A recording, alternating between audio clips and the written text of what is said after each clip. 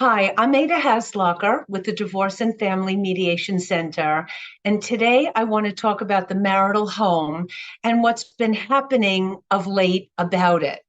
So it's important for you to know that I am recording this video in the spring of 2023. And for those of you who own homes and either want to refinance it or you're purchasing a new one, you know that the interest rates are ridiculously high right now. They're at about 7%.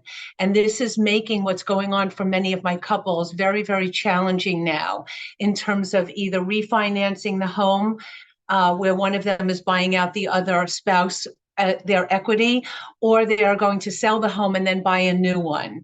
So what's been going on for a number of my couples now is that they're delaying either the refinancing or the selling of the house. And in some cases, they want to continue living together for a longer period of time that they normally would.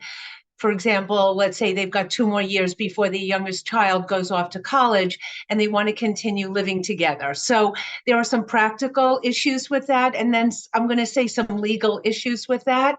So what's happening now, and I have one couple that I have in mind right now to share their story with you.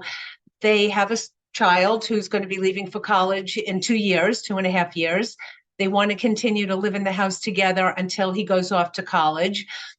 And what they're going to be doing is they're going to be sharing all the expenses on the marital home together. They're pooling their incomes into the joint bank account.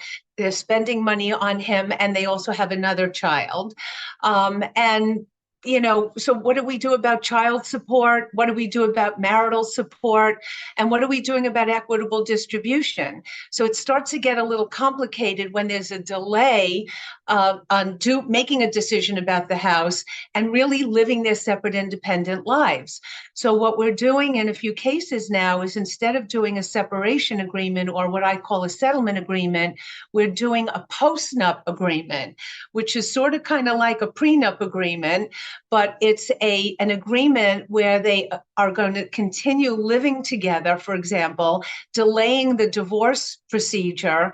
And we're going to specify how they're sharing expenses now and what's going to happen in the future when they're no longer going to be living together. And of course, we have to put some on a before date by which either the refinancing is going to happen or the sale. So I'm going to get into this in a little bit more detail because it's really fascinating, but it's really relevant for a lot of couples now just because of what's happening with interest rates on homes these days. So please come to my table, come back for the next installment on this. Ada Hasloecher, Divorce and Family Mediation Center. Thank you for listening.